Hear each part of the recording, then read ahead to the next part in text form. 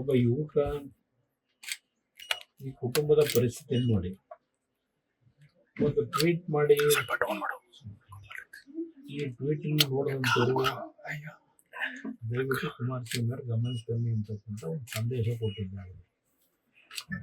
ಅದರ ಮೇಲೆ ನಮ್ಮ ಇಲ್ಲಿಯ ಸಂಜಯ್ ಅಂತಕ್ಕಂಥ ನಮ್ಮ ಕಾರ್ಯಕರ್ತರು, ನಮ್ಮ ಅಭಿಮಾನಿಗಳು ಮೆಸೇಜ್ ಕೊಡ್ತಾರೆ. ಅವ್ರು ಇಲ್ಲಿ ಬಂದು ಈ ಕುಟುಂಬದ ಪರಿಸ್ಥಿತಿಗಳೇನಿದೆ ಅದನ್ನೆಲ್ಲ ಗಮನಿಸಿ ನನ್ನ ಗಮನಕ್ಕೆ ತಂದು ಕಳೆದ ವಾರ ಅದರ ಹಿನ್ನೆಲೆಯಲ್ಲಿ ಇವತ್ತು ಇಲ್ಲಿ ಬಂದಿದ್ದೇನೆ.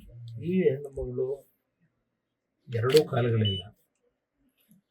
ಈ ಹೆಣ್ಣು ಮಗಳ ಒಂದು ಕಾಯಿಲೆಗೋಸ್ಕರಲೇ ಈ ಕುಟುಂಬದಲ್ಲಿದ್ದಂಥ ಒಂದು ಮನೆ, ಅದಕ್ಕೆ ಅದರ ಜೊತೆಯಲ್ಲಿ ಒಂದು 10 ಗುಂಟೆನೋ 20 ಗುಂಟೆನೋ ಇದ್ದಂಥ ಜಮೀನು, ಅದು ಎಲ್ಲವನ್ನ ಮಾರಿ ಈ ಹೆಣ್ಣು ಮಗಳ ಆರೋಗ್ಯ ಉಳಿಸ್ಬೇಕು ಅಂತ ಹೇಳಿ ಕುಟುಂಬ ಸಂಪೂರ್ಣವಾಗಿ ಬೀದಿಗೆ ಬಂದಿದ್ದಾರೆ. ಈ ಮನೆ 2,000-3,000 ಬಾಡಿಗೆಗೆ ಇಲ್ಲೇನು ವಾಸ ಇದ್ದಾರೆ.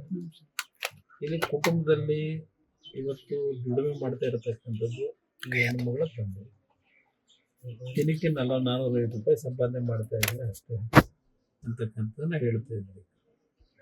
ಈ ಯಜಮಾನರು ಅಲ್ಲಿ ಕೂತಿದ್ದಾರೆ, ಅವರಿಗೆ ಬಸ್ ಸರಿದು ಆ ಕಾಲು ಸಂಪೂರ್ಣವಾಗಿ ಒಂದು ಕಾಲಿಗೆ ಡ್ಯಾಮೇಜ್ ಆಗಿದೆ, ಇನ್ನೂ ವಾಸಿ ಆಗಿಲ್ಲ.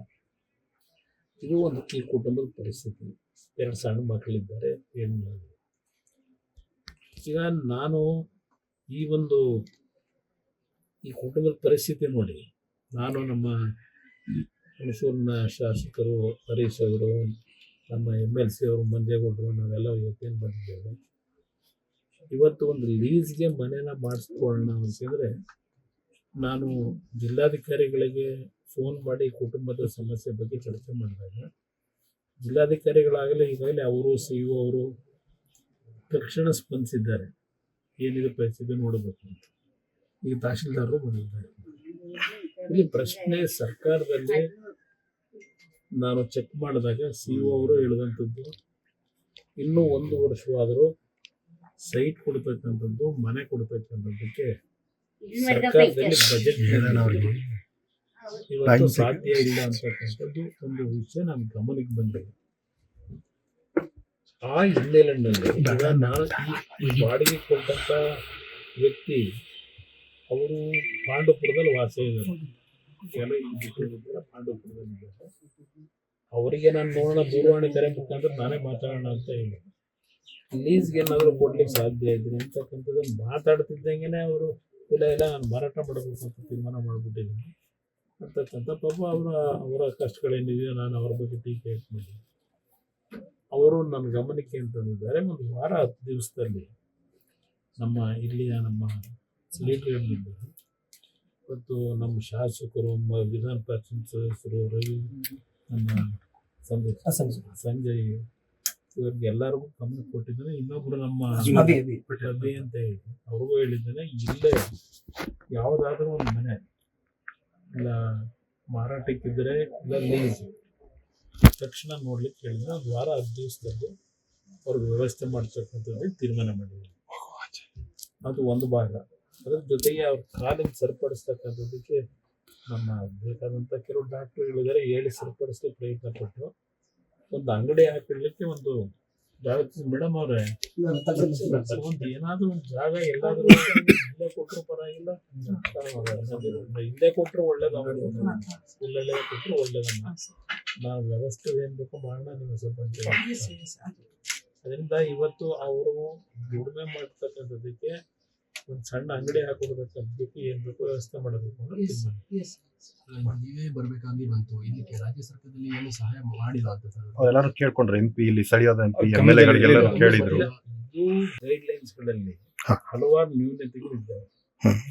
ಅದರಿಂದ ನಿನಗೆ 2,000 ರೂಪಾಯಿ ಗೊತ್ತಾಯಿಲ್ಲ ತಿಂಗಳಿಗೆ, 1,000 ಕಾಲಿಲ್ಲದೆ ಇರೋದಕ್ಕೆ ಗೊತ್ತಾಯ್ತು.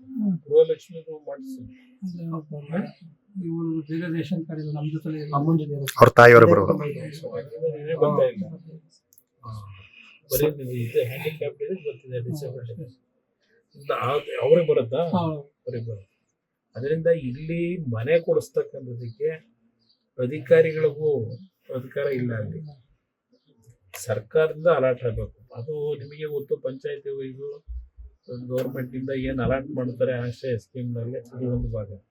ಬಟ್ ಈಗಿನ ಒಂದು ಆರ್ಥಿಕ ಪರಿಸ್ಥಿತಿಯಲ್ಲಿ ಕಳೆದ ಹಲವಾರು ವರ್ಷಗಳಿಂದ ಇದು ಸೈಟ್ ಕೊಡೋದಾಗಲಿ ಮನೆ ಕೊಡೋದಾಗಲಿ ಆಗಿಲ್ಲ. ಅದರಿಂದ ಜಿಲ್ಲಾಧಿಕಾರಿಗಳು ಇವತ್ತು ಅವ್ರಿಗೂ ಮಾಡಬೇಕು ಅನ್ನೋದಿದ್ರು ಸರ್ಕಾರದ ಸಮಸ್ಯೆಗಳಿರೋದ್ರಿಂದ ಕೇಂದ್ರ ಸರ್ಕಾರ ನಿಮ್ ಗಮನಕ್ಕೆ ಬರ್ಬೇಕಾಗಿ ಬಂತು, ರಾಜ್ಯ ಸರ್ಕಾರದಲ್ಲಿ ಏನೋ ಇವರಿಗೆ ಸಹಾಯ ಮಾಡಕ್ಕೆ ಯಾಕೆ ಮುಂದೆ ಬರ್ಲಿಲ್ಲ ಅಂತ. ಅದನ್ನ ಹೇಳಿದ್ರು. ಅದರಿಂದ ಈ ಕುಟುಂಬದ ಪರಿಸ್ಥಿತಿ ನೋಡಿದ್ರೆ ಕಣ್ಣಲ್ಲಿ ಎಂಥವ್ರಿಗಂದ್ರೆ ಬರುತ್ತೆ, ಕರುಣೆ ಇರ್ತಕ್ಕಂಥ ಒಂದು ಪರಿಸ್ಥಿತಿ. ಈ ತರ ಕುಟುಂಬಗಳು ಯಾವ್ಯಾವ ಭಾಗದಲ್ಲಿ ಎಷ್ಟೆಷ್ಟು ಸಾವಿರ ಜನ ಇದ್ದಾರೋ ಲಕ್ಷ ಇದ್ದಾರೋ ಗೊತ್ತಿಲ್ಲ.